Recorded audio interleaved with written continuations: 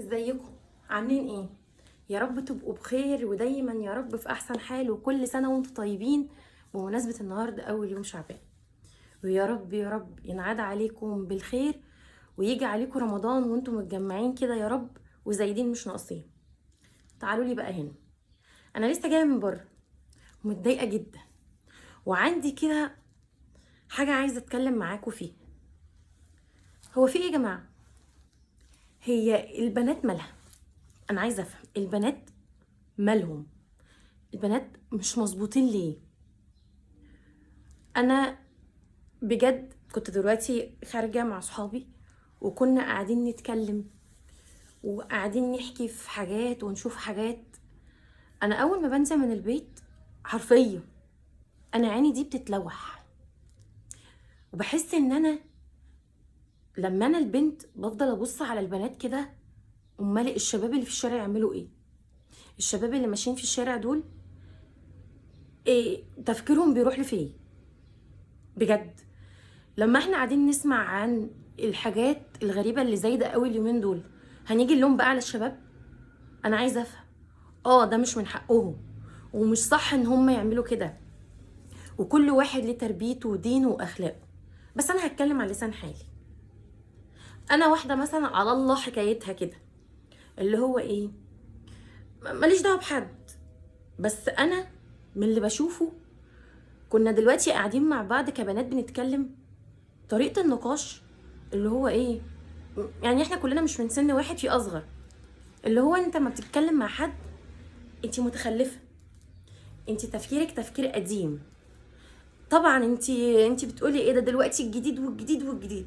معلش يا حبيبتي استني بقى، على راي الليمبي ابسولوتلي.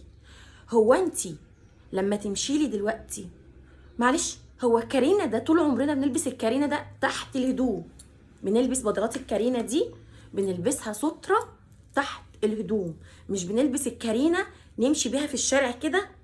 وعلى الله حكايتنا بقى، هو ايه الموضه في انك تلبسي الليجن وتلبسي البوت عليه وان انت كده؟ هو انت كده مستوره؟ هو انت كده شايفه ان انت على الموضه؟ هو انت كده شايفه ان انت صح؟ انت شايفه ان انت شيك وانا قديمه وعقليه متخلفه؟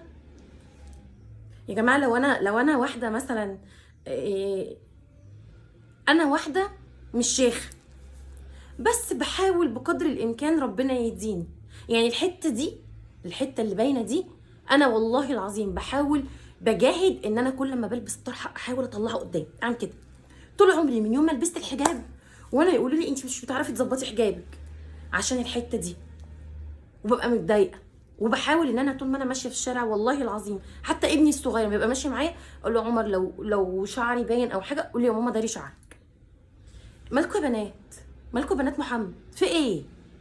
في ايه؟ هو دلوقتي عشان انت لابسه ليجن وبادي كارينا وخارجه لي بيه في الشارع يبقى انت اللي على الموضه، وانا اللي قديمه وفكري قديم ومش متحضره؟ لا يا حبيبتي فوقي، فوقي. انا دلوقتي راجعه من تحت قلت لهم طب انا هعمل فيديو وهعرف انا غلطانه ولا مين اللي غلطان، ولا التربيه ولا عاداتنا وتقاليدنا واللي اتربينا عليه بلح. يا ستي انا قلت لك انا واحده على قديم، وعاجبني دماغي كده، عاجبني تفكيري كده، عاجبني. انا مش بجا يعني ايه، ماليش حكم على حد وماليش كلمه على حد، بس رايي انا شايفه ان انا الصح. انا شايفه ان انا الصح، شايفه ان انا لما التزم بحجابي حتى لو هو مش كامل بس احاول اجاهد فيه واظبطه يبقى انا الصح.